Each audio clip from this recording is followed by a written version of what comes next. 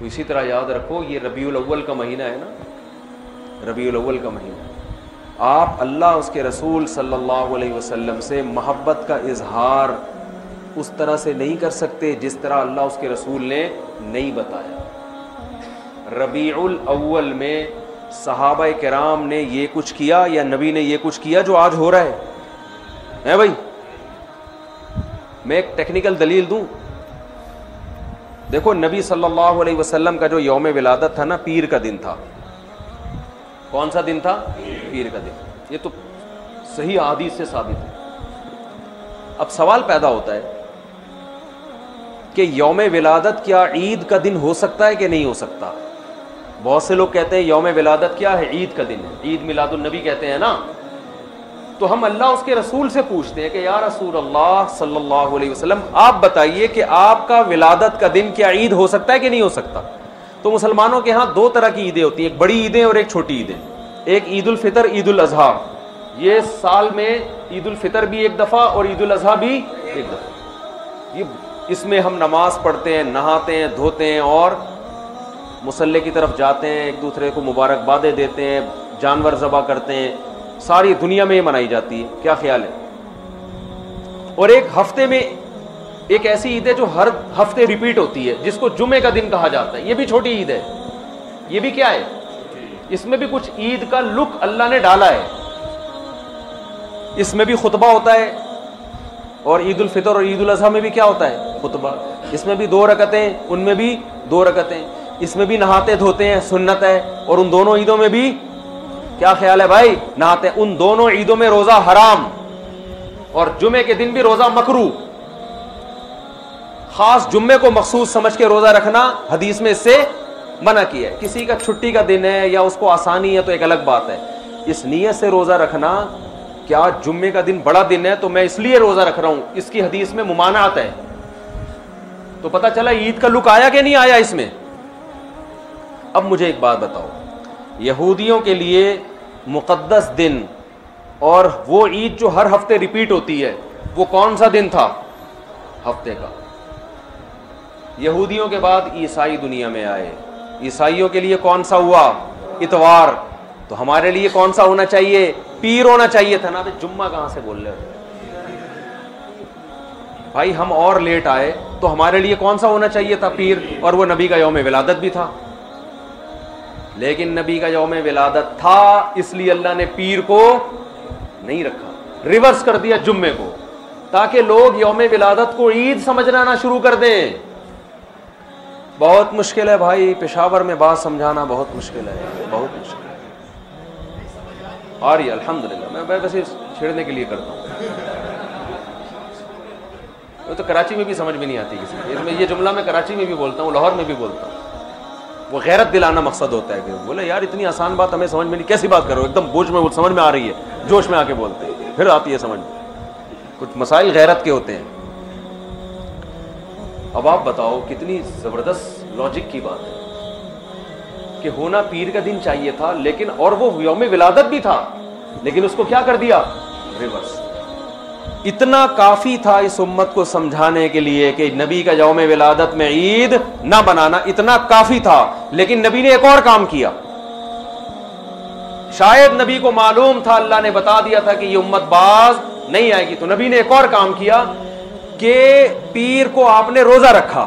صحیح بخاری مسلم کی حدیث ہے، صحابہ نے پوچھا آپ روزہ کیوں رکھتے؟ فرمایا میرا یوم ولادت ہے۔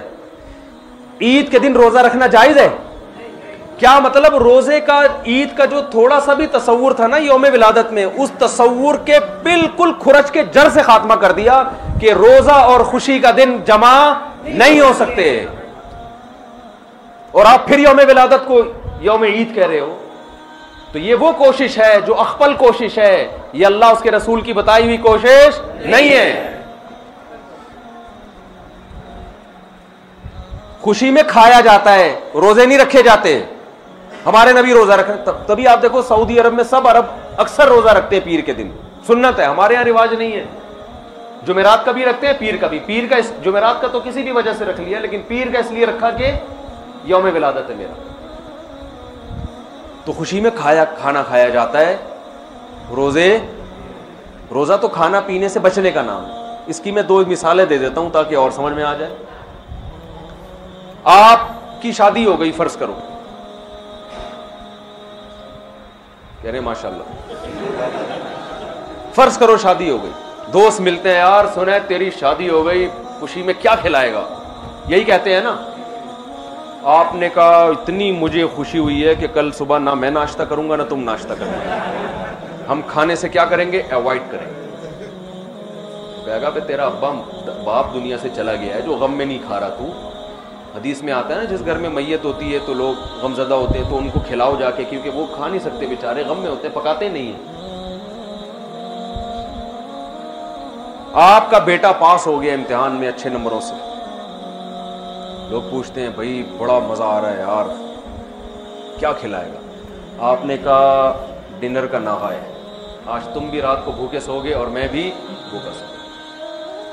تبھی عید کے دن روزہ نہیں ہے بھائی. روزہ اور عید ایک دوسرے کے بالکل اپوزٹ ہیں, ضد ہیں. ہمارے نبی نے یوم ولادت میں روزہ رکھ کے بتا دیا کہ آج کا دن عید نہیں ہو سکتی. اور ایک اور بات,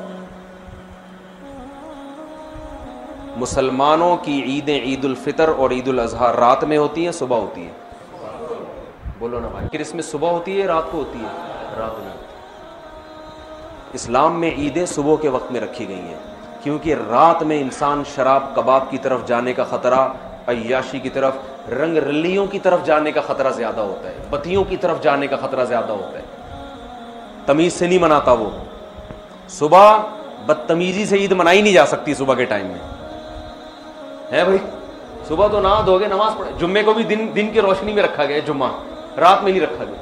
اسلام کے سارے تہوار کب ہو رہے ہیں؟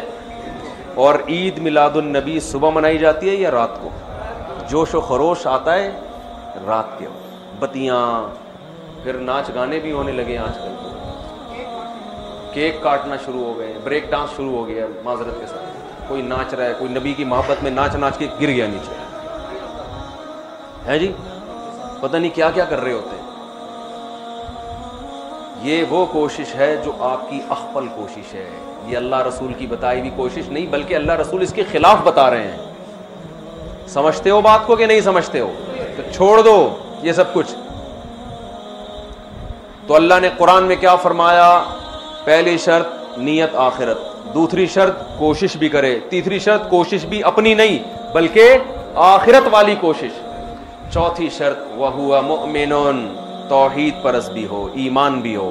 کفر کے ساتھ یہ نیکیاں قبول نہیں ہے. کافر اگر اللہ کو راضی کرنے کے لیے کروڑوں لوگوں کو کھانا کھلائے, دنیا میں اجر مل جائے گا, آخرت میں کوئی اجر نہیں ملے گا. کبھی غیر مسلم میت کے لیے دعا نہیں کر سکتے, زندہ کے لیے کر سکتے ہیں, غیر مسلم تو مر گیا تو اس کے لیے دعا کی بھی, ریسٹ ان پیس بھی نہیں کہہ سکتے اس کو آپ, جو مر گیا. آج کل لوگ کہہ رہے ہوتے ہیں اس کی روح کو اللہ جو ہے نا امن میں رکھے, بس اللہ نے پابندی لگا دی. تو وَهُوَ مُؤْمِنٌ, ایمان. کیا مطلب؟ مزار پرستی یہ ایمان ہے یا شرک ہے؟ شرک ہے. یہ ندا لغیر اللہ, صرف یا اللہ مدد چلے گا اللہ کے ہاں, اور کوئی نعرہ اللہ کے ہاں قابل قبول نہیں. ہم کہتے ہیں ایاک نعبد و ایاک نستعین, صرف تجھ سے تیری عبادت کرتے ہیں اور مدد صرف, یہ صرف کا لفظ بھی لگا ہوا ہے اس ترجمے میں, کیونکہ مفعول بھی جو آبجیکٹ ہے نا اس کو پہلے کر دیا. ایک ہوتا ہے نعبدو کا, اس کا مطلب ہے ہم تیری عبادت کرتے ہیں, اور کا کو اٹھا کے ایا کا بنا کے پیچھے لے آیا تو عربی گرامر جو جانتے ہیں اس کا مطلب ہے صرف تیری, صرف تجھ سے مدد, ایاک نستعین, تیرے علاوہ کسی سے مدد نہیں مانگتے. تو شرک کے ساتھ میرے بھائی کوئی عمل مقبول نہیں ہے. تو یہ 4 باتوں پر آپ عمل کریں گے تو فَأُولَٰئِكَ كَانَ سَعْيُهُمْ مَشْكُورًا, اللہ فرماتے ہیں ان کے تھوڑے پر بہت زیادہ دوں گا میں. یہ تھوڑا کریں گے, اجر وہاں بہت زیادہ. اور ان پر عمل نہیں ہوا تو دنیا تو واہ واہ کر لے گی, بڑا پروٹوکول مل جائے گا, کوئی کیا بن جائے گا, کوئی کیا بن جائے گا, آخرت میں زیرو. جیسے پہاڑ ہوتا ہے نا راکھ کا, دیکھنے میں بڑا لگتا ہے, پھونک مارو پورا پہاڑ اڑ جائے گا وہ. تو اللہ سے دعا ہے کہ اللہ ہمیں آخرت کی تیاری کی توفیق عطا